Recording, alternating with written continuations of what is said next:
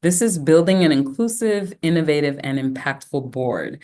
Really happy to have this particular webinar because yesterday we did an intro to boards, which was very, very introductory. And we want to make sure that those questions that we normally can't answer, we have an expert come in and answer. So we're really glad to have this today. I'm Yvonne Sims, Educational Programming Manager. As I said, I'm usually based in Atlanta, or I am based in Atlanta, but I'm in New York today at our New York office.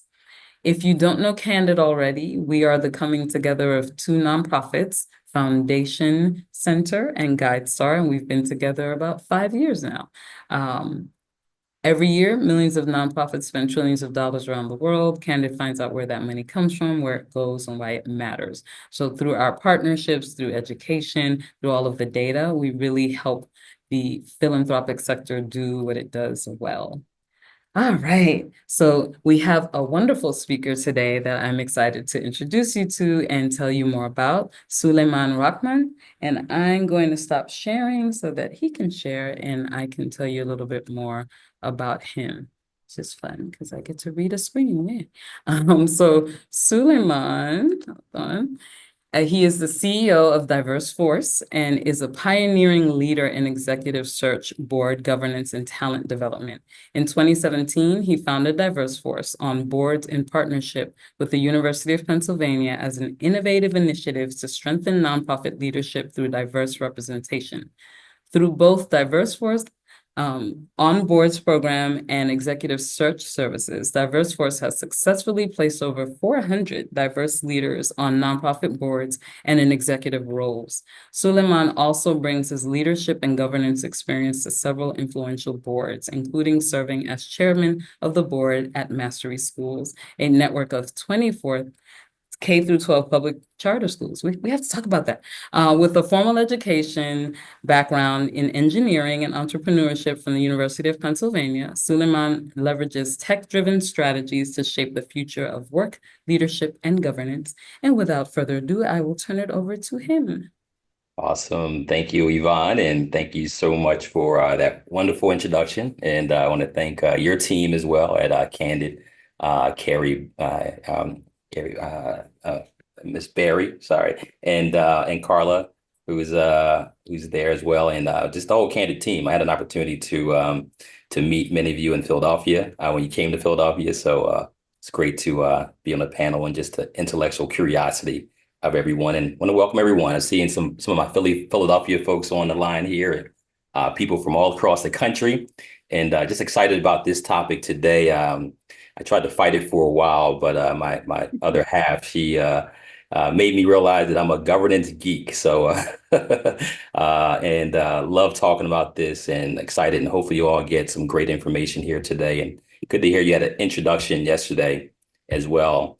So Governance geek. We should have called it that. Like, go ahead. governance geek.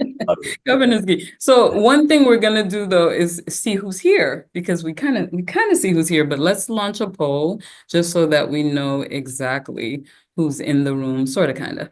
And it has two questions, just so you all know. So one, we wanted to know your role. Are you an executive director? Are you development staff, a consultant, board chair, or member, or other? And I'll try to look into the chat. And then secondly, we were curious about the budget size of your organization because we know that can make a difference in what we talk about a bit. So we have those categories as well. So I'm going to let you, how much is this going to influence what you say, Suleiman? No, this is really helpful. Is it? Okay. Yeah, absolutely. And seeing we have a lot of executive directors, we have some board Mm-hmm. chairs in here, and beautiful. We have some staff, development staff, consultants. Mhm. Beautiful. I don't know if everyone else can see the same information I'm seeing. Yeah, I'm about to share. I'll let people do it a little more, but in the chat, yeah, we can see grant manager, director of policy and practice. Okay. Um, director, grant manager, executive director. Yep. So I'm gonna end the poll because we really want to get to you and Excellent. share the results. So the results say, oh, this is pretty mixed actually. So 29% executive directors, 22% development staff. We have 10% consultant, Board chair or member, 27%. That's nice to see. And other 12%. So we can kind of look in the chat. And then in terms of our organizational budgets, a million plus, 32%. And then 0 to 250K is 36%. And then everything kind of in the middle falls in there. So interesting. You got all that, Suleiman? Got it all. Thank you. Thank Okay. you. And had a All break. right. I'm gonna stop sharing and let you do your thing.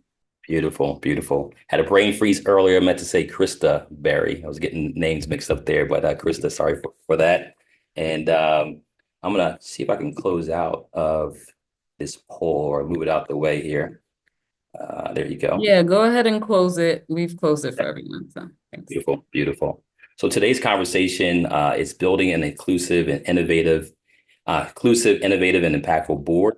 We'll have a good conversation about the topic. And first, what I'll do just quickly, I know Yvonne had shared a little bit about my background, share a little bit about kind of some of the results of the work that we're doing, a little bit more specifically here. And, as Yvonne mentioned, I'm the founder and CEO of DiverseForce. We're an executive search, board development, advisory and training firm. On our executive search side of our business, we've been in this business for about 4 to 5 years now. We've done over 70 searches for C-suite leaders within the nonprofit sector, from organizations generally between that $2 million to $50 million organizations. And we're proud to say that 82% of the placements have been people of color in these roles in a sector that we found, Board Source found that many times we have leadership that does not reflect the communities that many times these organizations are serving in an urban population like a Philadelphia, where it's a predominantly Black and brown city. Not that we bring candidates, that we don't bring all candidates and top candidates to the final slate, but we make sure there's a diverse slate of candidates and try to make it as difficult as possible for leaders to make decisions on their next leadership. And we found that having a diverse slate certainly increases the odds of diversity in leadership roles. Also, we started DiverseForce on boards in 2017, and we're now on 14 cohorts, going on our 14th cohort. We have 350 graduates of the program, 300 board seats that have been filled as a result of the board program, where we do a 6-month board training program, as Yvonne mentioned, in partnership with my alma mater at University of Pennsylvania. And then we match them to nonprofit boards and have hundreds of organizations who've signed up as matching partners. We're currently mostly in the Delaware Valley, kind of greater Philadelphia area, but expanding to other areas. So I'll share a way that you can share your information with us. And as we see organizations in different cities, we'll certainly keep you up to date on our expansion in those different areas as well. And my board experience, I'm someone who's talking to you not only as someone who trains leaders on serving on nonprofit boards, but also I've served on quite a few boards myself over the last 15 years. I don't serve on all these boards at once, but over the last 15 years, I've had the opportunity to serve on many boards, as you see here, in the arts and culture and the education space, from workforce, business and economic development, to serving on philanthropic boards as well, where we're giving grants, grant giving organizations. And so I've seen a lot. Many times on these boards, I often end up being the governance chair. And I've also chaired organizations, starting in my early 30s on boards, chair of the board, starting at, $1 million in revenue, to now chairing the board for an organization that's over 250 million in revenue. So and everything in between. So I bring a lot of personal experience and also experience through the stories of others as well. And I'll start with just, asking, why does good board governance matter? And just a few areas. I'm sure many of you can think of a lot of different reasons why a good board is important. I've seen organizations be made by a good board. It can make you, or in some cases, when governance isn't done right, it can break an organization as well. And one of the areas is effective leadership. A strong board enhances nonprofits' ability to achieve the mission and navigate challenges. Many times the board is that sounding board or that kitchen cabinet for the executive director to make better decisions and cover some of the blind spots they may have. It's accountability. Well-trained boards ensure legal and ethical oversight, serve as guardians of the organization's mission and vision. fundraising support. Engaged board members play a critical role in securing financial resources for the organization, as well as strategic impact. A skilled board helps drive innovation, expand networks, and increases the nonprofit's influence. And all these things go back to fundraising. I know many of you are here thinking about how to access the dollars, right? And fundraising is much higher when you have this kind of leadership on your board as well. And today's topics, we're going to talk a little bit more in depth around strategic recruitment, how to implement some best practices to recruit and retain the right board members. We'll talk about fiduciary responsibilities, your fiduciary duties, understanding legal and ethical responsibilities of being a board member. We'll talk about key oversight areas. I'm going to share with you kind of a framework that we train on and use to make sure that we're focused on the right areas as a board leader.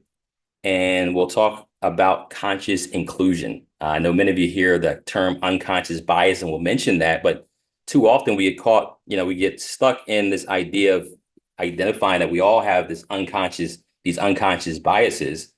We go from being unconsciously biased to consciously biased, but being left there is not where we want to stop. We want to make sure that we are consciously inclusive, and that takes some development, takes some intention to make sure that we move into a space that the behavior matters and makes a difference in the spaces where we work and live and serve.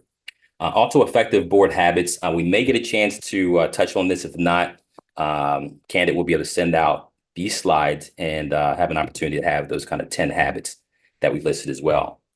So let's talk about strategic recruitment. There's 3 areas that we're going to talk about here. One is identifying the needs you have. Many times we're not very strategic about recruitment. We just say, oh, we would love to have you on my board.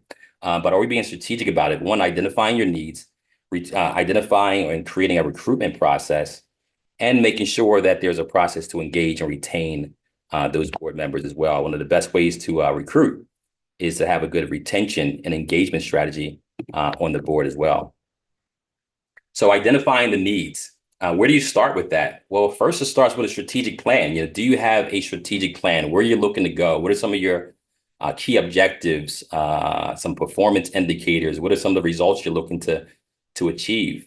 Once you have that strategic plan of where you're looking to go in the next 3 to 5 years, or whatever time frame that strategic plan is laid out for, what's the best committee structure that's going to help you to achieve that goal? As you look at your organizational chart, some of you may have small organizations where it may be a one person show, or you have a staff or team of 10, 50, whatever that size is. Have to take inventory on what you have on your staff, and there may be some needs in your committee structure to support that staff, to provide insights. So what's the committee structure look like, and including that in your bylaws or updating the bylaws? And then once you understand what that committee structure looks like, you can better assess what needs you have. What are some of the board needs that will help you to have the right people on those committees?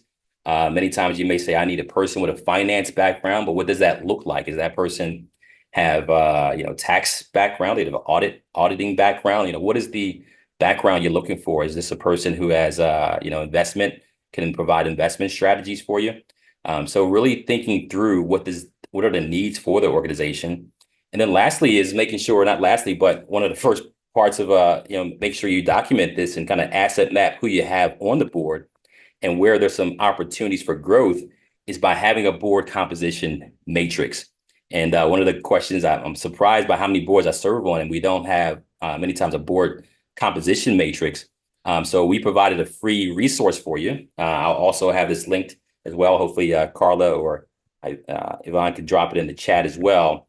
But if you don't get to the website where it says just with DiverseForce.com, make sure you put the www in front of it as well, and you'll get a free resource there for your board matrix. So somewhere to start, and you can edit it to where you need to, and it's a really great visual way of seeing who's on your board and where there's opportunities for growth as well. All right, and a recruitment process. Recruitment process starts with a board job description. Asking yourself, do we have a job description for the board?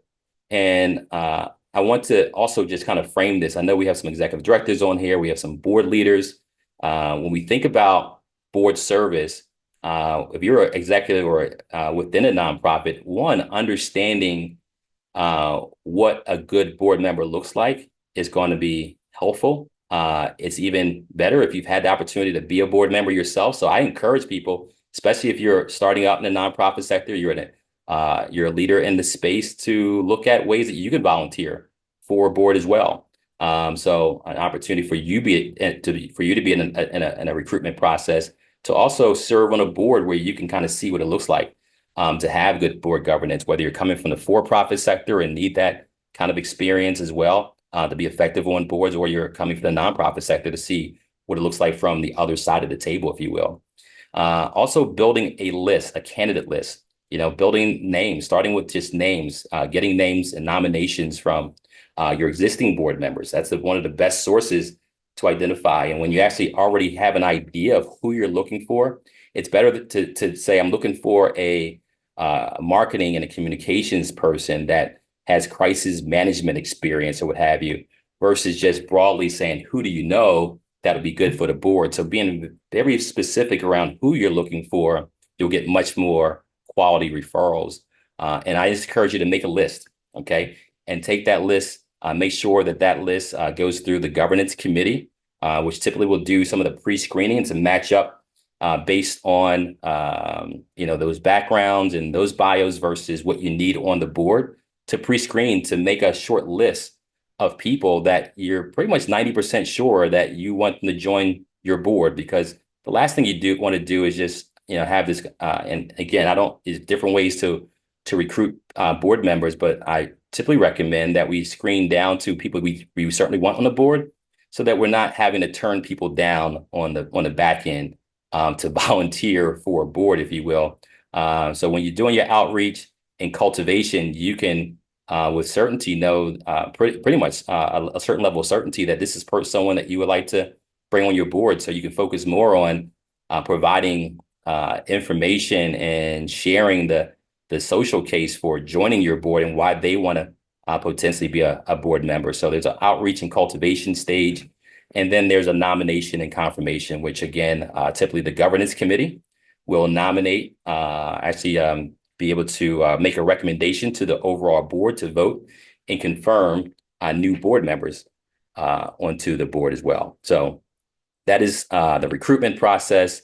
And then they engage and retain. Many times we bring people on and it's like baptism by fire, if you will, that they're actually on the board and trying to learn about the organization, trying to understand the rules of engagement, may not have, full understanding of the structure of the organization, the programming. So making sure there's an onboarding process for your new board members, typically having, 2 or 3 new people joining or more at a time is a great way to come in as a kind of a cohort, if you will, and go through the onboarding process.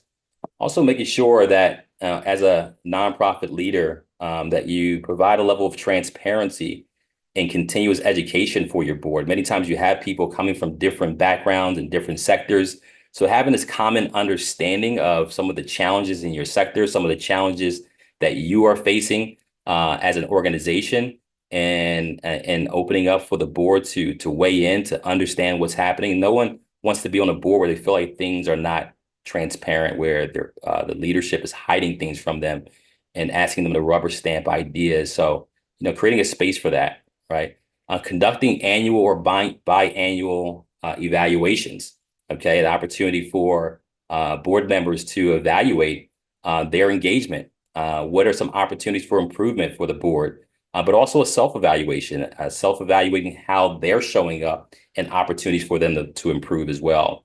And this is something that we as an organization work with many nonprofits to help them through board governance as a third party, to evaluate, to assess some of the board practices, to offer recommendations and training. But for some organizations that are less mature in that stage, or maybe startups, many times it can be cost prohibitive to have a third party come in. So, one of the things we're going to do as well, once you fill out the information with our board matrix, we'll have some resources that we could also share with you all, and also some ways to leverage technology that we're embarking on in 2025 to make it much more available to smaller organizations. Because the reality is every organization should have good hygiene, if you will, when it comes to board engagement. And also thinking about ways to have member to member and member to mission connection, right? Having that opportunity to make sure that board members are getting to know each other. Nowadays with Zoom, we've lost a big part of the benefits of being on a board and just being around the table and making good relationships with people who have a similar mission and cause that you're working together on. So how do you recreate that in this virtual environment? The opportunity to have that member to member engagement with some in-person high touch events, or activities that you're doing virtually, and then also making sure that that it goes from the board member's head to their heart as well when it comes to the mission of the organizations. Many of you have amazing just stories and impacting so many lives. And how do you bring those stories to the board to make sure you keep them as engaged and passionate about the cause as well? And making sure, as a board chair or governance chair or vice chair of the board, having an opportunity to do annual check-ins with board members, just to make sure you do stay interviews. So often we're doing exit interviews to find out why someone is leaving, but are you doing the stay interviews to make sure you're keeping people on the board as well? So a few ideas around engagement and retention of your board. All right. Now, what are the fiduciary duties of a board member? So once you're on the board, the legal responsibilities are in these three buckets here: is duty of care, duty of loyalty, and duty of obedience. Okay, and what are the definitions for each of these? One, a duty of care requires board members to act in good faith, with diligence, care, and skill that a reasonable and prudent person would exercise in similar circumstances. Not paying attention in the board meeting or asking the right questions could breach this duty of care. That's important. All right. The duty of loyalty. Duty of loyalty requires board members to act in the best interest of the organization, to avoid conflicts of interest and prioritize the nonprofit's needs over personal and external interests. That's why you'll often, on a good, governed board, you'll make sure to sign conflicts of interest forms, and making sure that even if there is a conflict of interest, doesn't mean that you can't do business with the board member, but there should be outlined in your bylaws how you deal with those conflicts of interest, making sure that it is communicated when there is a conflict of interest.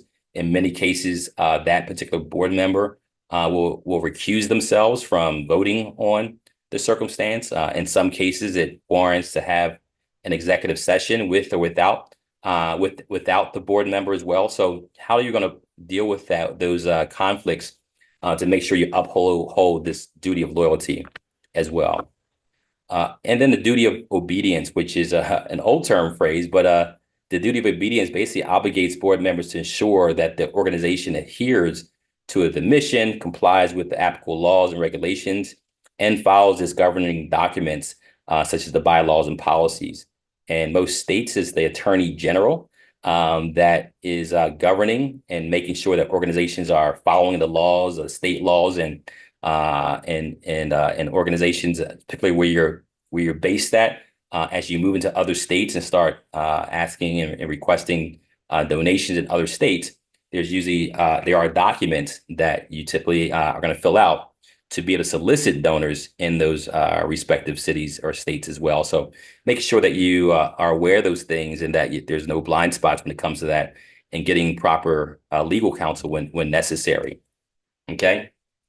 Now, I want to pause for a second. If there's any, I know there's a lot of information there. If there's any questions, Yvonne, in the chat, I'd be happy to answer. Yeah, I'm not sure if you're getting to this, or, if it makes sense to ask now. So I'll go ahead and you tell me. So the one thing is, folks are interested in how you build the board membership in the first place. So, we have some smaller organizations here, so they might be thinking, yeah, how do you even get here? Like you're talking committees, huh? And then someone mentioned along that line, in this day and age when so much is changing, what is the most effective and efficient committee structure? So I Yeah. think since you're mentioning committees, maybe you can address that. Yeah, absolutely. Absolutely. Yes. For startup boards, what I recommend is one, when you're starting up, many times your initial board members are going to be buying into your vision. Is going to be buying into the mission of your organization. So being able to cast that vision early on and talk to people, it's a contact sport, for certain. And if it's starting with you, it's going to be starting with some of your contacts. And many times there are organizations like the DiverseForce or other organizations. We particularly focus more on the governing boards, which is at least 250 and up when it comes to the board revenue, annual revenue. But there's organizations that are certainly looking to support and connect board members. But again, it comes down to making sure that you paint that vision. As you start and the board is small, typically you won't have many committees because everyone who's on the board will pretty much be in all the committees, if you will. They'll be part of the conversation. That's more of a working board. As the board gets a little bit bigger, you want to make sure that you don't bog down the quarterly meetings or whatever that cadence is for the meetings, getting into the nuances of a specific area. So starting to have different committees, like a governance committee. You want to have an audit committee, typically, where you're going to talk about the finance, audit and finance committee, where you're going to talk about the finances, as well as an audit, annually, as you get to a stage where you're doing annual audits. And many times philanthropy is asking for those annual audits. When you think about this, if you have an endowment, or you have, for larger organizations that have, dollars that are being invested, you may have an investment committee that's talking specifically about the investments and bringing recommendations back to the main board.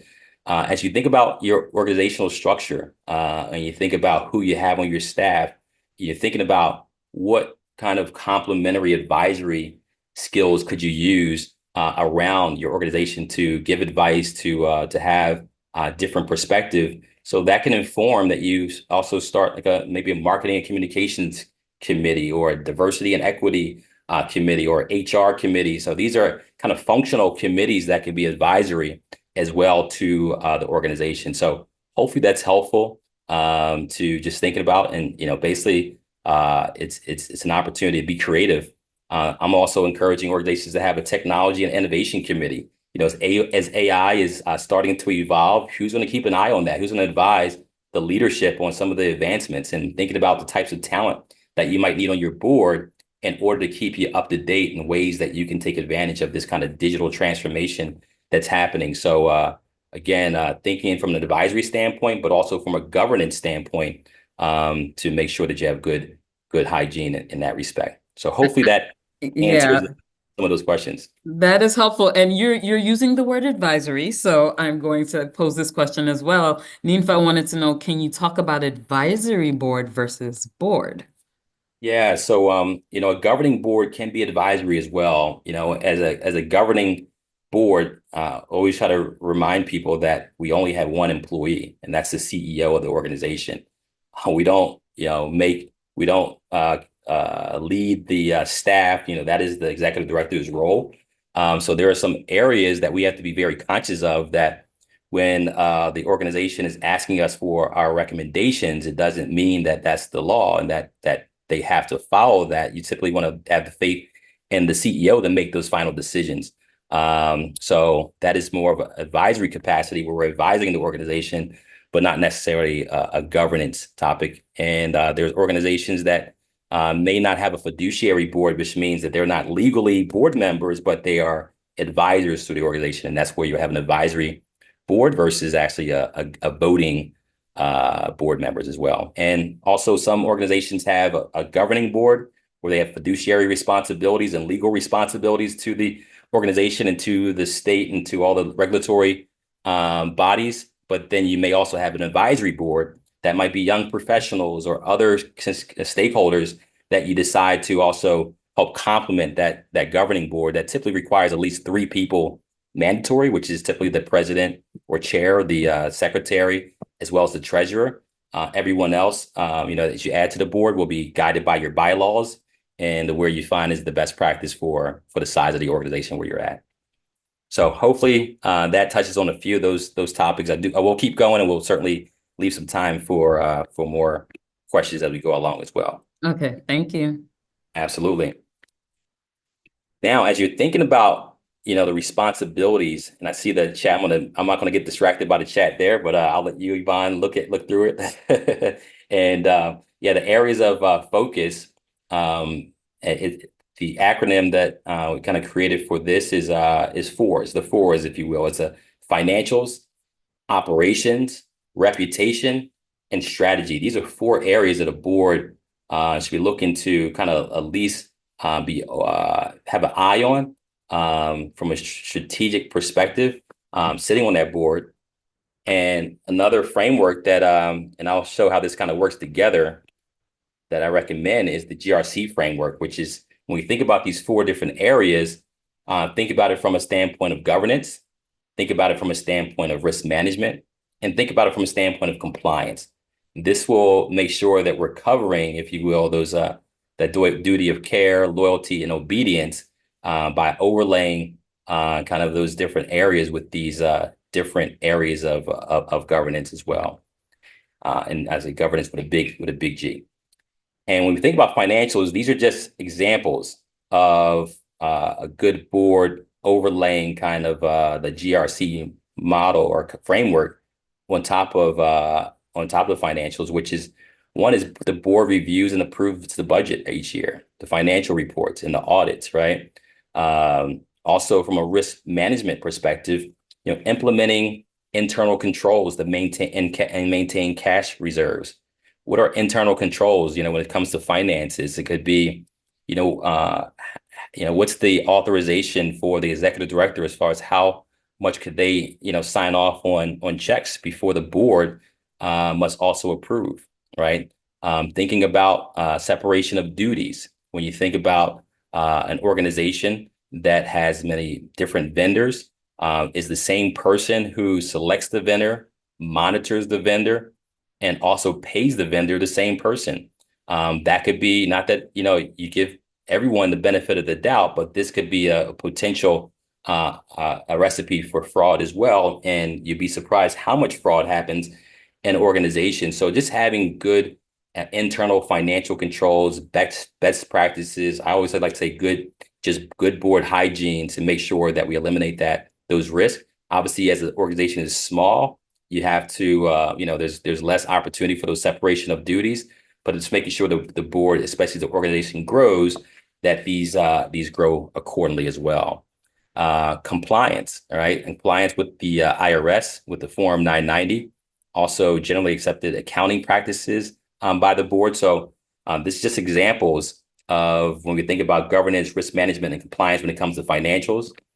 An example when it comes to operations, what are some things that could cause, again, I talked about how as a board, you want to be very mindful not to step into management. We only have one employee. We have to trust that the CEO will oversee the operations, but many times we can be advisory in that respect. But from a governance perspective, operations matters to us most. If there's a situation where it could damage, actually cause the organization not to operate. There's certain risks that are very strategic that we want to oversee as well.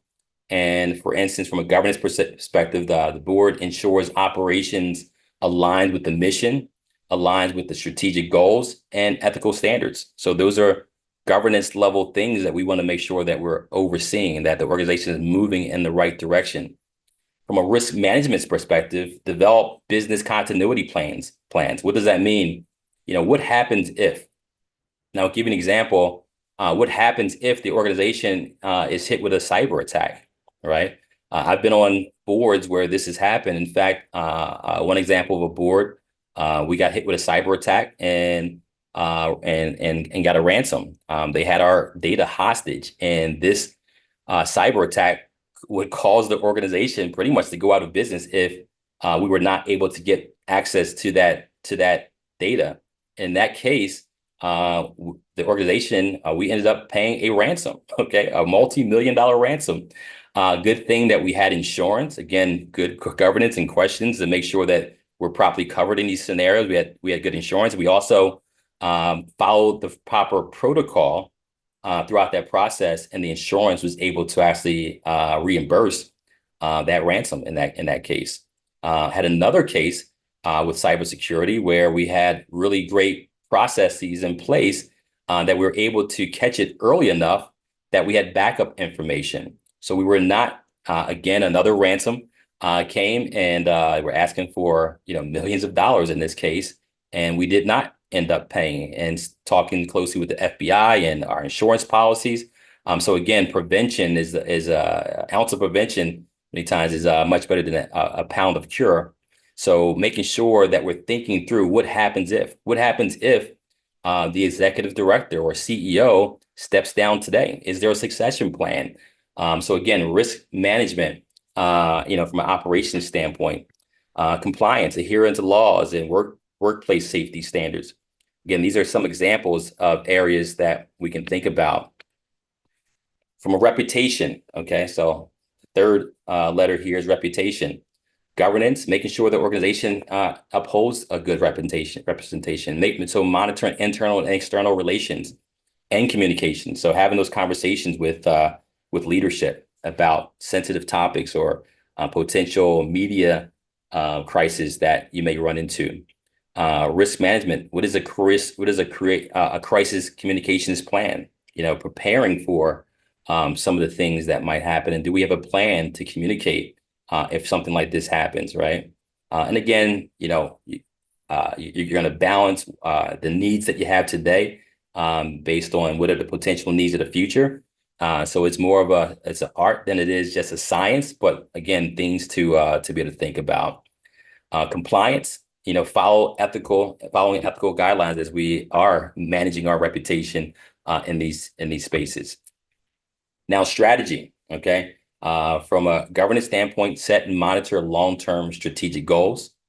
From a risk management standpoint, you can conduct a SWOT analysis to mitigate risk. With SWOT, it's what are the strengths, weaknesses, opportunities, and threats, okay? What are some of your strengths? What are some of your potential weaknesses? What are some opportunities and threats when you look at your strategic plan? Those are internal operations and strengths and weaknesses. There's some opportunities and threats that are immediate, to your organization, or also more on a macro level as far as the environment that we're in. We're moving into a new political environment, with different ideology. What are some of the opportunities and what are some of the threats to the organization? So thinking that through to make sure that we mitigate risk moving forward. And then compliance, ensure the strategic growth aligns with the laws and mission as well. So again, these are just examples of that GRC framework layered on top of the financials, the operations, reputation management, and strategic planning as well, right? So I'm going to pause there again. And if you're seeing anything, Yvonne, that should be brought to a question. Yeah, you know what? I'll give you a couple of quick ones. Are there any legal issues with having organization staff on the board? Legal issues with organizational staff on the board. It Mm. certainly could be a conflict. There is so many times it's a debate whether the CEO or executive director should be on the board. And there's organizations that do have the CEO who's on the board. Many organizations that do not have the CEO or executive director on the board as well. Whether a staff member should be on the board, that's a bit of a conflict of interest, because if you're actually reporting to a CEO, but that CEO is also reporting to you, that there's an inherent conflict of interest there. It's not illegal, but it's not advised in circumstances, and that's less of a question, but more of a question of whether the CEO or executive director. In most cases, I find executive director or CEO is not on the board, but in some cases, larger organizations, I find that the CEO can be on the board as well. Hmm. So are you about to talk about recruitment and diversity? Because we have a few questions there, but I wasn't sure if you're covering that coming up. There's some areas of how to manage that, but I'm curious what questions might be out Okay. Well, one, when you were talking about like the kind of board members we want, there. Dr. Sandy was like, where do you find these qualified board members, especially in Massachusetts or New England? Yeah. Well, first it starts, I say nothing draws diversity like diversity. So it starts with making sure you're intentional about your calendar, right? And the events you go to. Many times we tend to attract people who look like us. We tend to go to events with people who look like us and surround. So being getting outside of our comfort zone and being in environments, I promise you, they are there. Here in Philadelphia, people for years said, well, we can't seem to find Black and brown professionals in Philadelphia. Well, I had a professional network of 20,000 plus leaders that I'm like, what do you mean you can't find these leaders? They're right here under your nose, but many times our social networks are not built to see what's happening right under our nose. So so that's why we started DiverseForce on board. So identifying people who are influencers in different communities, and you'll start to discover people that you never may have known existed in your particular community. So it's really just being more thoughtful about your calendar. How diverse are your calendar? Who are you having breakfast with? Who are you having lunch with?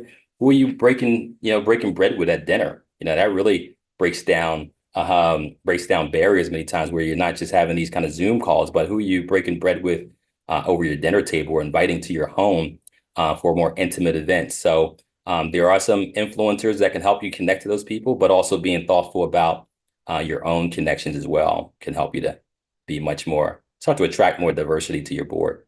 And Nancy wanted to know, with recent legal decisions eliminating DEI from efforts like college admissions, do you see the potential for this change to impact board recruitment? Well, I mean, one, it doesn't affect the documented impact that it has, whether there'll be some legal ramifications of certain ways that we recruit, things of that sort. I would say it's still up in the air. At the end of the day, it's just good practice. And the reality is that having diversity on your board, having people who have a level of cultural competency and relationships and connections to communities that you may not have is just a value proposition. So I'm sure there'll be barriers in this new political environment to try to eliminate the ability to just kind of go back to business as normal. But I don't foresee that being a reason why we not be intentional about diversity. So that's my political answer. Thank you. And in terms of recruitment and where to find these board members, besides your networks, did you have some other advice? If I'm looking for a board, I'm starting off, I definitely want people committed to my mission. Where am I even finding these folks?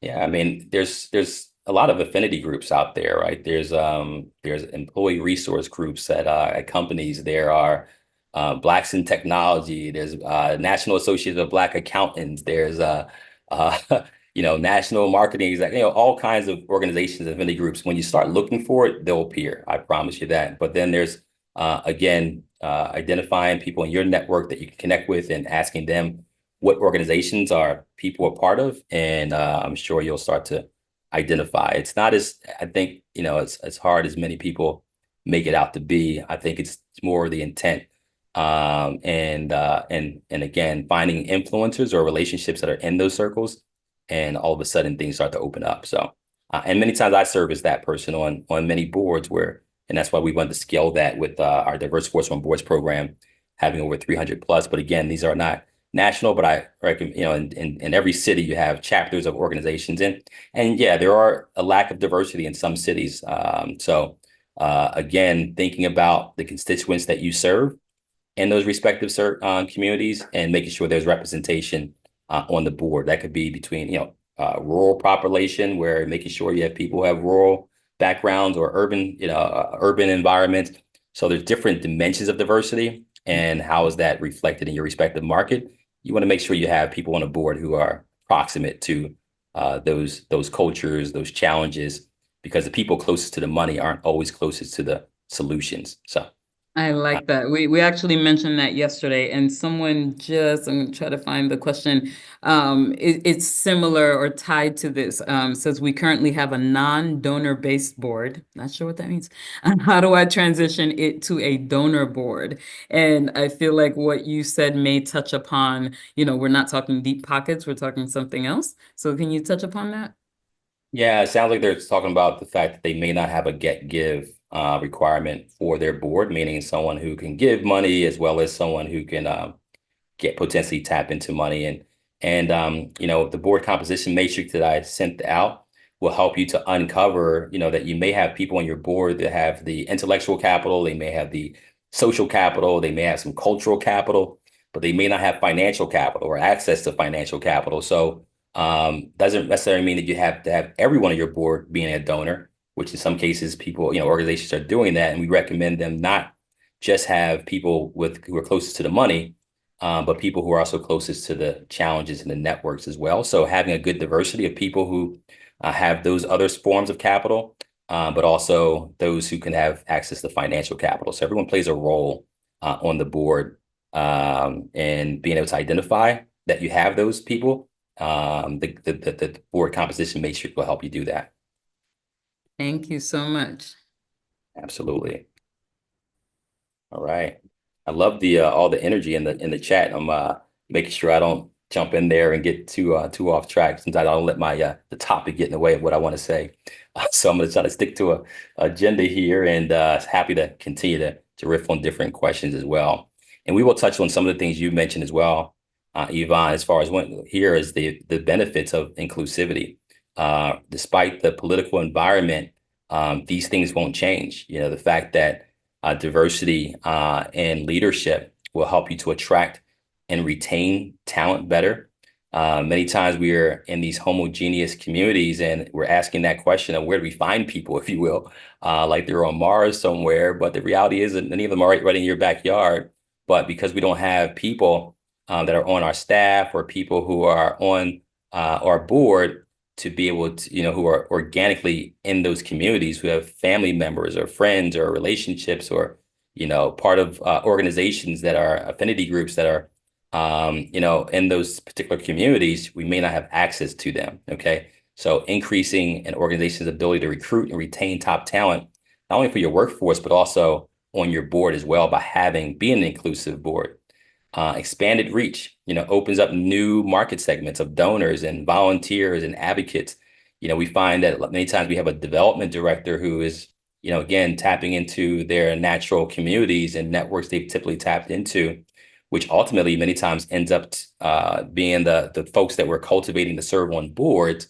But if we're not thinking about other communities of wealth, communities, and again, we understand some disparities, financial disparities, but it doesn't mean that these people are not out there. Many times they're in much higher demand because of their diversity as well as their access to capital. So that just, again, comes down to relationships, and it comes down to cultivating people and making sure that there's a level of trust that they choose your organization to be, where they provide those resources. So important stuff. And again, it starts with your board and throughout. Innovation and creativity. The fact that many times when we have homogeneous boards, we have the same idea, the same kind of upbringing, the same philosophies, but not having that kind of constructive conflict that opens up, more conversation. And we'll talk more about that. Better serve diverse communities. It's amazing how many blind spots we have, and the culture of different communities are shifting constantly because we're in this kind of dynamic world of social media where one comment, goes off, and now there's a big, conversation about the use of a word or the use of a concept and philosophies. And many times you can find yourself in hot water because things are so dynamic if you're not involved in the communities that you're looking to serve, and how what you're saying or how you're going about things could trend again, could be trending against you. So it's so important to have those different multiple perspectives. And then that level of cultural competencies, helping organizations to benefit from the cultural competency, to avoid costly and embarrassing mistakes due to cultural biases and blind spots. And again, I think many times people think that we're just talking about, think that even as an underrepresented minority community, that we can't have biases as well, which we do. And it's important that we all check our biases across the board. What is biases? It's an unconscious attitude or stereotypes that affects our decisions. Biases also can lead to flawed decision-making and missed opportunities. And the recognition, awareness is a first step in mitigating the effects of bias, but we don't stop with just awareness of it, we have to be intentional to move forward. And things I said, some of the challenges is groupthink, is stagnation, in the organization. Monolithic boards struggle to be innovative, and we have limited perspectives as well. So I'm going to move to some participation here. I see there's a lot of going on in the chats. I look forward to talking about some of those things with the time that we do have. But will we all agree that we all have biases? Yes or no? We all have biases and blind spots. 1000%. Yes, yes. So I think we're in agreement here that we all have biases, regardless of your background, your makeup. No one's exempt from having biases. In fact, I'm gonna do a couple of examples here, and I'm gonna look for Shakid there to say, of course not. Who's just kidding. But I'm gonna prove that we all have some biases, some blind spots. And here's a first exercise, and I'm gonna ask you to kind of follow along closely here. And trust me, there's no trick questions here. What I'm sharing with you, a first grader or third grader can answer this question. And I'm going to ask you to hold off on dropping it in the comments until I ask you to. But I will ask you to put your answer in the comments. Be ready to hit send. Okay. So the first question I ask you to do, or question is, how many F's do you count in these basically 3 lines you see here? So just count the number of times you see the letter F. Don't drop it in the chat yet. Count the number of times you see the letter F, whether it's a capital letter or a lowercase letter F. F as in finish. You see it right in the first word, right? Okay, and I'm going to ask you, so you don't bias everyone else. We're all going to answer at the same time. All right, so if you have it in the chat right now, your answer, I don't want it to influence anyone else or influence you. Put your number in the chat. Now, on the count of 3, everyone drop your number. 1, 2, 3. Some people started already. So it's amazing. We have just a few words here, but we don't have a unanimous answer. I'm seeing 6s, I'm seeing 3s, I'm seeing 5s, I'm seeing 4s. I'm sure we're all over we've graduated from first grade or third grade, and don't feel bad if you don't have the right answer here, but the right answer is actually 6. So a lot of people did a great job here and did answer 6. Some of you saw 4, some of you saw 3. When I first saw this, I think I saw 3, then I saw 4. And some of you are asking, like, wait a second, what do you mean? How do I only see 3, or how do I see 4? It's a blind spot. He said, I saw 5. So you're missing 1. So for those who do not see 6, what I encourage you to do is look for the word of. You probably overlooked the word of in most cases. So try it again, and hopefully we can come to a unanimous decision that the answer is actually 6. Okay. So it's amazing. Many times we're in a boardroom and people see things differently, and we're really convinced that our answer is right. And in some cases here, some of you were right. Okay. So hopefully that gives a little bit of humility that, we may not be as certain as we think, even as something as simple as this. My second question, and you can just go ahead and drop it in the chat. My first question is, what color is a stop sign? These are federal signs, so it's across the country and United States. What color is a stop sign? Go ahead and drop the answer. I'm seeing red. I'm seeing red, red, red. I see yellow. I think I saw yellow in there. So most people are saying red and white. Okay, great. So that's the red stop sign. So now, second question is, what color is a yield sign? What color is a yield sign? Yellow, yellow, yellow and black, yellow and black, yellow and black. I'm seeing in there a couple of people saying red and white, but most people are saying yellow and black. Yellow and black. Okay, if we're in the boardroom and we were, asking, who,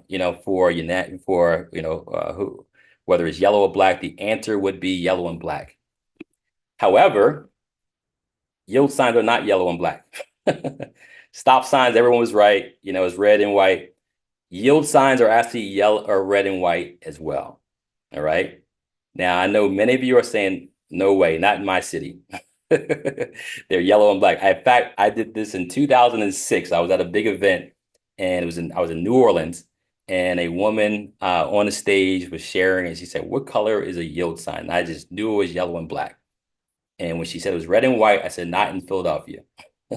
But lo and behold, I got to Philadelphia, and yield signs were red and white.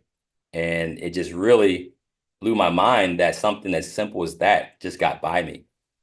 Now, for those who say yellow and black, you're not crazy, because up till 1971, the yield sign was actually yellow and black, but became red and white in 1971. Now, I know what some of you are thinking as well. Some of you may not have been even born in 1971 yet, but you still thought it was red and white. I mean, you said it was yellow and black, as I did. And I asked my daughter, she was, this is about 4 years, actually, she was, about 4 years ago. We're in a car. She's 15 now. She might be even longer, she was 8 years old, I think. And we're in a car, and I'm asking her, "Sweetheart, what color is a yield sign?" Because I saw a red sign across the street, and I said, "What color is a yield sign?" And she said, "Yellow and black." I said, "Do you see that sign across the street?" She said, "Yeah." I said, "What color is it?" She said, "It's red and white." And I said, "Why did you say the yield sign was yellow and black?" She said, "Well, my teacher told me it was yellow and black." And so we're actually passing down wrong information generation after generation. And again, I know some of you are just mind blown, like, "No, I'm going to prove him wrong." If you prove me wrong, send me a message and send me a picture of a yellow and black yield sign. Okay. You might, in a very small rural town, you may find one. But I promise you get on these highways and you drive, you're going to see yield signs that are red and white. Okay. So you'll never, every time you pass a yield sign now, you'll recognize that. And I kind of compare this to a story that relates this to a story of a little girl. He goes to her mom and says, "Mom, why is it that every year when you make the roast, you cut the end of the roast before you put it in the oven?" And her mom thought for a minute, said, "You know what? I'm not sure. My mother used to do it when I was younger. Ask your grandma." So she went to her grandma and said, "Grandma, why is it that every year when you make the roast during the holidays, you cut the end of the roast?" And her grandma thought for a minute and said, "You know what? I'm not sure. My mother used to do it when I was younger. Ask your great grandma." So she went to her great grandma and said, "Great grandma, why is it that every year, during the holidays, you cut the end of the roast before you put in the oven?" And her great grandmother says, "Sweetheart, I don't cut the end of the roast." I said, "Wait a minute, what do you mean? Grandma said you did it when she was younger. She did it when my mom was younger, and we still do it today." She said, "Oh, back then I had a small pan and the roast didn't fit." She said, "But sweetheart, now I get my whole roast. I got a bigger pan." And my question is, how many of us are cutting the cutting the ends off on impact, on ideas, on life based on someone else's old small pan? And the reality is there's so many things that are changing. Life is changing. Society is changing. So many variables that doing things the same way we did, a generation ago or what have you, and being in this persistence of thought that we still should be doing things the same way without asking questions that have conditions change, that we should have a different perspective on how we do things, will certainly have an impact on organizations that you are working in. Will have an impact, especially when you're on the board. Many times it's being closed-minded and not being open to different ideas and different perspectives. You could have impact or ripple effect on lives that you have no idea that you have impact on, just because you decided to make a snap decision and go back to your life, that then is being implemented in an organization is serving tens or thousands, tens of thousands of people in a community. So it's so important to make sure that we have this constructive conflict and make sure that we have this diversity of perspective, that we have the patience to slow down in order to speed up as we think through decisions in the boardroom. In this case, we see where, a board who, it was 90% wrong in this circumstance, but we could be leading an organization based on faulty information. So how do you start to mitigate against this, psychological barrier or perspectives or these blind spots that we have? The value of constructive conflict, respectful disagreement that leads to better outcomes. Are there times where you can't be as democratic about things and certain decisions? Absolutely. That's more subjective versus objective, as what we saw here today. But making sure you get input, making sure you get perspectives, and having, especially as a board, there's no one board member. The board is a community of people that come together to make decisions. So this respectful disagreement that leads to better outcomes, enhanced decision-making quality, and uncovers new perspectives, fosters organizational learning and adaptivity. So you might be in environments where you're the boss many times, and you make decisions. When you get into this kind of not as nonprofit board service, it's not again you making all the decisions. It's a collective and making sure the wisdom of the crowd has enough diversity in order to truly have wisdom and not just be an echo chamber. So build a culture of constructive conflict, making sure there's psychological safety, create an environment where all voices are heard and valued. So often, many times, I can tell you, sometimes I'm on boards where I'm, maybe the only person who looks like me on the board, and who comes from my background. And sometimes I'll share an idea or perspective, and it's so foreign to some of the times folks in the room. And I've had to learn this over time to really be able to adjust and slow down in order to be able to communicate things. But how many times you say something and then everyone just gets quiet and there's no response, and then someone else potentially says something very similar or the same thing, and they have more influence than you have, or they're more respect, and now that that person gets the feedback or the answer. So again, many times we put people in the room. I think I saw someone talking about tokenism, where you just have a person in the room because you want them to check a box, versus for them to bring not just diverse faces in the place, but also bring their perspective to the board as well. Are you inclusive of the lived experiences, the culture add that they bring to the board, not a culture fit, but the culture add they bring, and are you truly valuing that? And these examples kind of show that many times we think we're right, but you need another perspective. Active listening, practice actively and empathetically listening to others to understand their diverse viewpoints. If there's a few people who said red and white to the yield sign. If you took a moment to say, wow, you think it's red and white, why do you think that? It could have took a few minutes just to prove that 90% of the people had the wrong answer. Respectful disagreement, encourage challenging ideas without challenging people. Having personal respect. You don't have to challenge your relationship by having challenging and conflicting ideas, and that comes with an opportunity to build those relationships, build those bonds, build relationships. Understand that we have more in common than we have different, and when you do that, we can have resilience when it comes to conflicting ideas on the board, and that comes down to building a good culture on the board. So I'm going to stop there because it seems like we have a lot of great questions, and I'd be happy to answer some of these questions. And if we need more, content, I have a little bit more content on the back end for habits of a good board member. But looks like it's a lively chat there. Very lively. So I'm glad you're pausing here. Thank you so much. And we have all of your information on there, so that's helpful as well. So Michael wants to know, what do you suggest / how should boards prepare to meet the potential challenges from the bill, also known as HR 9495, which would empower the Treasury Secretary to unilaterally designate any nonprofit as a terrorist supporting organization? Yeah, that's yeah. I'll tell you this. After this recent election, I turned off TV, Good and idea. not necessarily all the way up to speed on all the proposals of legislation that is coming down the pike right now. So I'll need to dig more into that. Obviously, it gives a lot of influence to decide what people like and don't like, and we know where some of the policies are going. I was part of an organization that gives grants to Black and Brown founders, and in certain states, they decide they don't want that in small rural areas that are now fighting to sue organizations and things of that sort. Is really messy, and interesting things that are happening right now. So I can't really speak to that. It's going to come down to how responsible the leaders are that we put power in their hands to choose. And it sounds like a potential positive thing that can be leveraged the wrong way. And, it all comes down to intent. Thank you so much.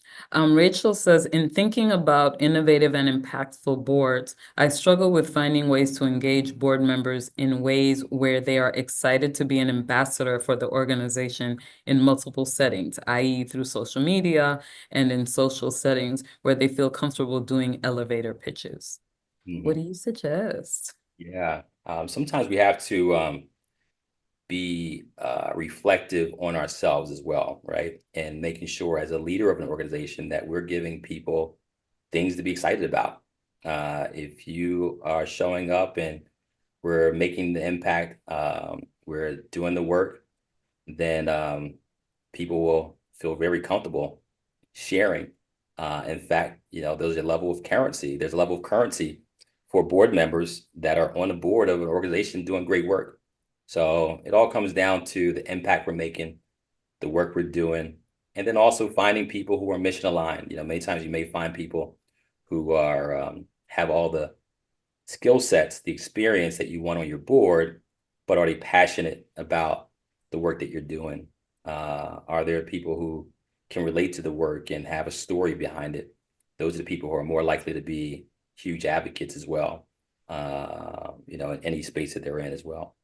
Yeah, and we also talk about the fact that maybe that's not my thing. Like, find I'm a board member. I know how I host great parties. I have a great house. Maybe that's more of my thing. Maybe I should write the thank you notes, and I'm not comfortable, soliciting funds or whatever it is. So definitely make sure there are a lot of different ways that you can engage people, because board members are people. So we suggest that as well. And then of course, this question. How do Sure. you, as an executive director, handle or deal with non-active board members, which is kind of the same question in a way? And Patricia's giving some advice, but what do you suggest? Yeah, and going back to your last question too, Mhm. for board members when you're fundraising, some people are connectors and some people will be closers, right? So it's also identifying who's a connector and who might be a closer. Someone who doesn't mind asking for the money. Some people will be better just making connections to people with the money as well. When it comes to active, engaging non-active board members, many times how you bring them on is important. Okay. It's making sure you do proper onboarding, is making sure they have a job description. The concept of commitment and consistency, the idea that people tend to want to stick to their word. If you find the right people who do stick to their word, if you get that commitment up front, we don't undersell the commitment, saying, "Oh, it won't be that many meetings, won't need you to do much," and then all of a sudden you have monthly meetings or whatever it is. Making sure that early on you let them know what the expectations are. That comes in that board and board description, and getting people to agree to it. Are they willing to do X, Y, Z, and make sure that they verbally tell you that, yes, I can do these things. If they say they can do them, then it leaves you the opportunity to hold them accountable to it as well. When you do the kind of self-assessments or and I do encourage terms, right, and term limits, in many cases, where the opportunity to make sure that when that term is coming up and you have a heart to heart with that person. If they're not willing to start attending the meetings and do the things that are necessary, there's an opportunity to be able to respectfully move them, ask them if they want to move into an advisory role or respectfully move off the board to make space for someone who can engage, because there are real implications to it. There's the implication of many times trying to get quorum in the meeting. If you don't have people who are not showing up, that could affect whether you have quorum, whether you have enough people in the room to actually vote. And every board member increases the number of people you need to have in the room in order to vote on things. So you don't want to be a part of a board that you're not even getting to a point where you legally can vote. And based on your bylaws, there's a certain number of board members you'll want to have, and there is an opportunity cost to having dead weight, if you will, on the board. So being mindful of that and making sure there's terms, and that's why, every year, 2 years, you have an opportunity to evaluate, have them self-evaluate. And in many cases, they want to get off the board, if they're not showing up. So you want to give them an opportunity, a time and place to be transparent with you to move off the board if that's the way you're going. I love that. And you mentioned a few different things that we talked about yesterday in terms of a board agreement. Put it in writing, sign something and say that, this is what we're doing so that you can actually refer back and say, so this is not what you're doing, and maybe this isn't, exactly a great match, so thank you. And someone asked a similar question, Stacy, can you provide suggestions for tactfully managing expectations and board member involvement once the board transitions from a working board to a governing board? Yeah, great question.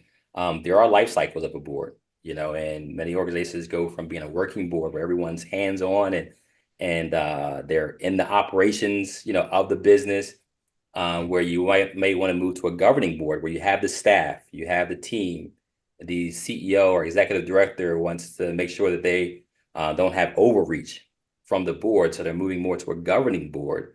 And that is a paradigm shift for some. Some people may decide to move off the board, and you want to create an opportunity for them to move off the board because they may have preferred to be more hands-on and more of a working board. So it's an opportunity to be very clear on where the board's going. A good board training helps to change behaviors, to also let folks know kind of, make it understandable why the board governance kind of culture is changing and why it's important for them to do so. And so between training, between conversations with folks, and in some cases the board turnover, and that's where board terms come in. It's the opportunity to evaluate your board needs form and your board composition matrix with your new strategic plan, right? And identify who exactly you need on that board for the future of the organization, not where it was maybe 5 years ago. Gotcha. So you did it again. You said strategic plan. So I must ask this question. How should we approach strategic planning in tandem with the organization's strategic plan? Are these separate, together? Are the stakeholders the same? Talk about strategic planning. I don't know how much you can talk about strategic planning since that's not exactly what the topic is, but I guess related to what you've mentioned a couple of times with boards. I'm sorry, can you say that? You said the strategic plan versus strategic planning. Is that So it said, how should we approach strategic planning? Is it in tandem with the organization's strategic plan? Are these separate? So when you mentioned it early on, it sounded like maybe we were talking about a strategic plan for the board versus uh, for the organization. yeah, it's the same plan. So this is the strategic plan for the organization, not the board. So we're just saying aligning your board composition with the organizational strategic plan. And that comes down to where's the organization looking to go, taking inventory on what staff you have to help make that happen, where you might need volunteerism, from, volunteerism in general to support that strategic plan, and then volunteerism from a board level as well to help support that strategic plan. So it's all one plan. Gotcha. We have some interesting questions. I'll ask two of them kind of together. So, should we consider family members on the board? And do you recommend background checks once potential board members are selected? Because that sounds like the same question to me. I'm kind of kidding, but what do you think? Is it illegal to have board living? No, it's not illegal to have board. There is a potential conflict of interest there on the board. So again, being transparency is key in those cases, and background checks. Totally up to the organization. I haven't seen, I've actually been on the governance committee for a lot of organizations. I haven't seen like formal background checks in that respect. We kind of, based on their professional career and where they've been, kind of take for granted that maybe those organizations that hired them in those roles may have done that. We could be assuming too much. So it depends on the on the risk of the organization, counting on social proof to decide that. So something to certainly consider. Okay, so another similar question. Should you pay your board members a salary?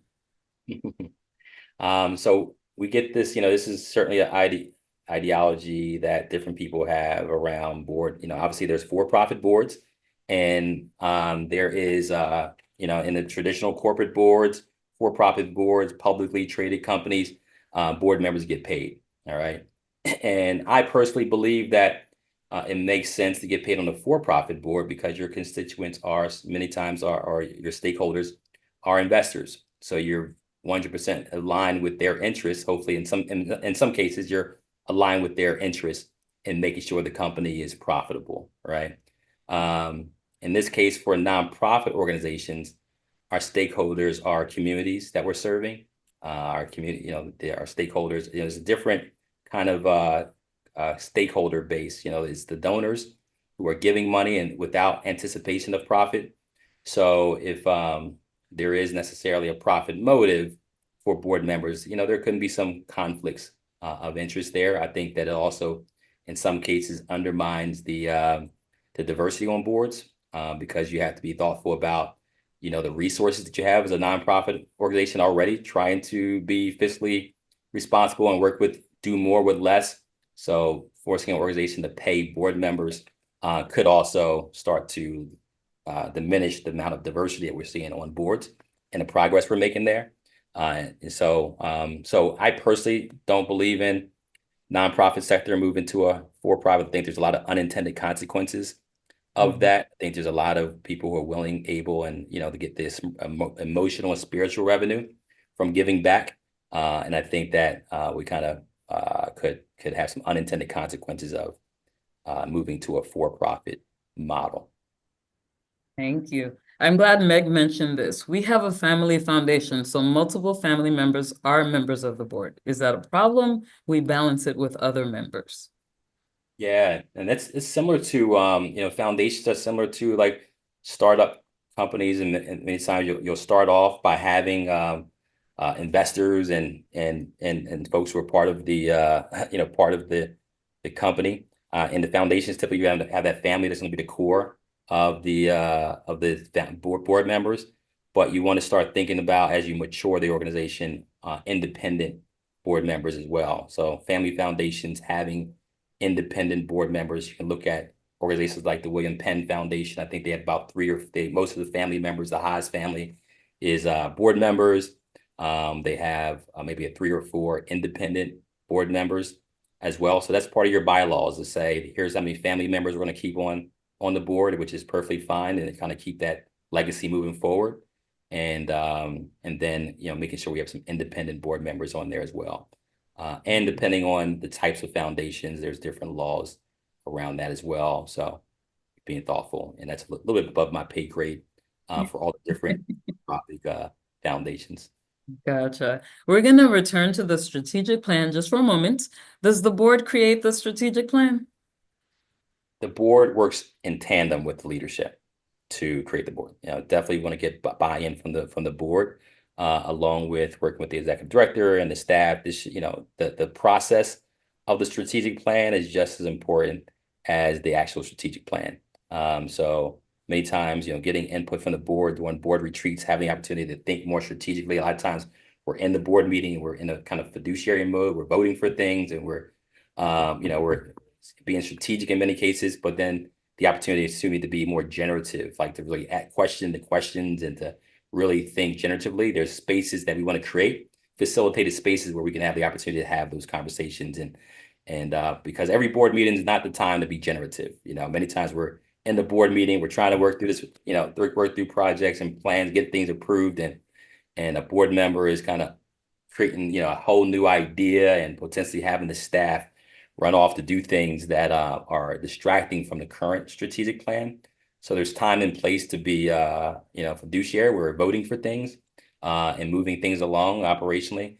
There's times where we're going to be strategic. I think we all should bring to each board, make sure we're aligned with the strategic plan and be strategic. And then there's times where we're going to be generative, where we're going to question the questions, really understand, what color is the yield sign? Which color is if we decided on this plan that the yield sign is yellow, then is where we are. There's opportunities to check back in and make sure, I'm using that as an example because it's not always that cut and dry, but sometimes it's subjective. But the opportunity to navigate, but not ask the same questions over and over again while we're trying to move through a plan that we're currently in. And board members, again, is an art and a science. Sometimes it's important to be disruptive and recognize that there's got to ask new questions and do things differently, but understand the implications on the organization as well when those things change. And there's many times there's change management and all kinds of things that need to be implemented in order to move things forward, larger the organization. So there's more implications, and that's why, you typically got to have, make sure that the board and maturity of the board also is growing with the maturity of the organization. Not to say that you don't want to have other stakeholders that may not necessarily have dealt with larger organizations, but you want to have a good number of people who can be that leadership, bring that leadership you need to get to that next level and have that perspective as well. Right. I'm gonna try to get to like three more, and that might be hard. But Jean says, does an international board change anything you are recommending? Our NGO is based in the US, but operates in the Democratic Republic of Congo. We have a small working board. Yeah, that's international is above my pay grade as well. But I think just good practices are across the board, just good practices, how policies and governance and some of the local culture and impacts that those good practices will change based on where you're doing business. So I can't fully answer that, but Gotcha. practices, Okay. human And psychology. then Bruce wanted to know, could you please talk about the wisdom of relying on board members to be the major donors to your org? Hmm. Yeah, so again, there's certain life cycles of a board. From a working board where you need some hands-on, and the people who are going to be hands-on may not be closest to the money all the time in those cases. So you have to be very self-aware of where your organization is. If you're looking for working board members that can provide hands and volunteerism, I wouldn't suggest it be a donor board. Get to a governance level where, again, you might need some advisory, some sweat equity. You might need, a lot of different perspectives on the board to come to good decisions. May not be the time to be a fully fundraising board, but then there's organizations that are more mature, right? And I was on the orchestra board and Chemo Center, and everyone there is very well equipped financially to give. But a lot of them are running large organizations, but that organization had a really strong C-suite, right? They have well built out organization that brings a lot of diversity, brings a lot of perspective and subject matter expertise, where you don't necessarily need to lean on the board for that. Doesn't recuse them from good governance and oversight, but many times you don't need as much advisory from the board and an opportunity to be a fundraising board. And different sectors, because the resources may not be as available through grants or government grants, things of that sort. Many times do rely on the board to be strictly a fundraising board.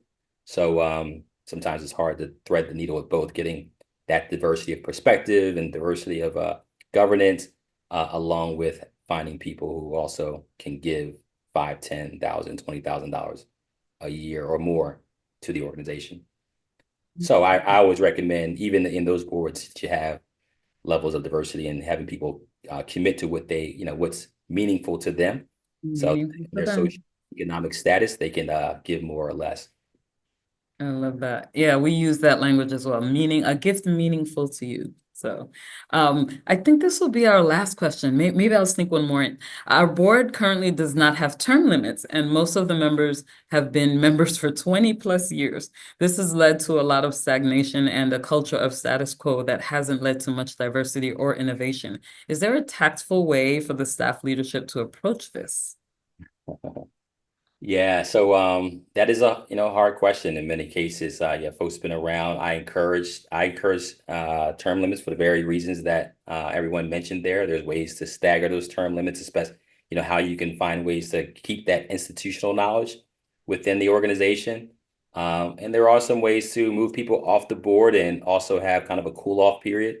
And they were really a board member that brought a lot of value and maybe institutional knowledge, things of that sort. They can volunteer for about a year, be on the advisory board for a year during that cool off period and be renominated to the board to start that term limit, those terms again, potentially. But I do recommend across the board that there's term limits to to move off, an open space for new board members, while maintaining some of that institutional knowledge as well.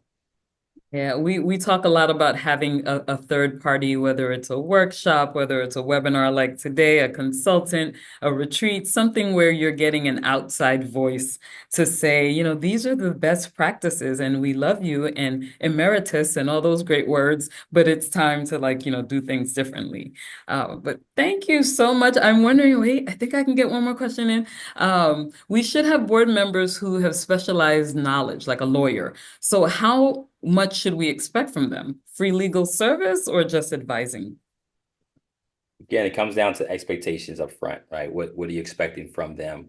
Don't recommend, and I don't know that, from a law perspective, whether lawyers, whether they can legally represent the organization. In that case, I would talk to lawyers about kind of their restrictions, if you will, Mhm. to serve on boards in that manner.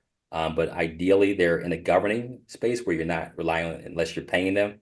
Um, you should not be relying on that level of legal service, but certainly they can provide advisory and oversight, generally. But again, and if there's a working board and there's a clear expectations up front, what that person's going to provide to the organization, then making sure there's a contract, even if it's $1 or so, to move that forward, there's an opportunity to get those pro bono services as well.